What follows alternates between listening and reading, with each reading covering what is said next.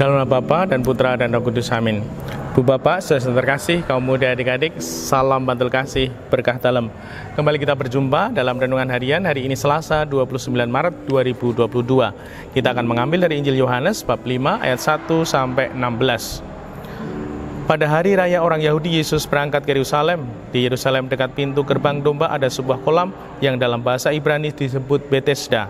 Serambinya ada 5, dan di serambi-serambi itu berbaring sejumlah besar orang sakit. Ada di situ seorang yang sudah 38 tahun lamanya sakit.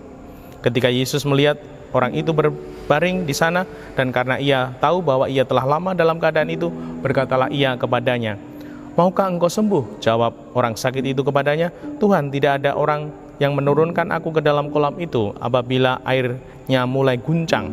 Dan sementara aku sendiri menuju kolam itu, orang lain sudah turun mendahului aku." Kata Yesus kepadanya, "Bangunlah, angkatlah tilammu dan berjalanlah."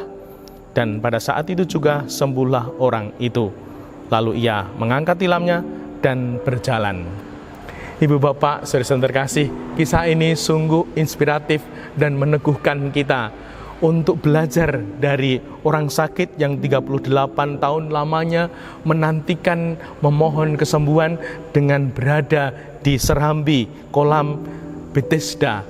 Karena ketika berada di samping, di dekat kolam itu, di serambi itu, ketika airnya goncang, lalu orang yang sakit bisa turun ke kolam itu, akan terberkati dan akan sembuh. Namun karena dia sakit, ketika air itu goncang, dia mulai berjalan, sudah ada orang lain yang mendahului. Dan hal inilah yang dilihat Tuhan. Apa yang dilihat Tuhan?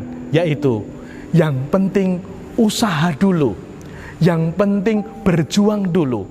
Dia selalu terlambat, dia selalu ketinggalan, namun dia selalu berusaha dan tidak menyerah. Dan upaya perjuangan yang seperti itu dilihat oleh Tuhan. Dan Tuhan pun mengatakan dan bersabda, "Bangunlah, angkatlah tilammu dan berjalanlah." Ini menjadi inspirasi untuk hidup kita. Berkah, rezeki, berkat itu ada di tangan Tuhan. Kita diminta Tuhan untuk berupaya, untuk berjuang. Maka ada ungkapan, kalau kamu tidak bisa berlari, berjalanlah pelan-pelan, namun jangan hanya diam. Mari kita tidak diam dalam kehidupan ini. Mungkin kita tidak bisa berlari, mari kita berjalan pelan-pelan. Tuhan akan melihat usaha, upaya kita. Tuhan akan memberkati. Dimuliakanlah Tuhan kini dan sepanjang masa. Salam bantul kasih, berkah dalam. Nama Bapa, Putra dan Roh Kudus, amin.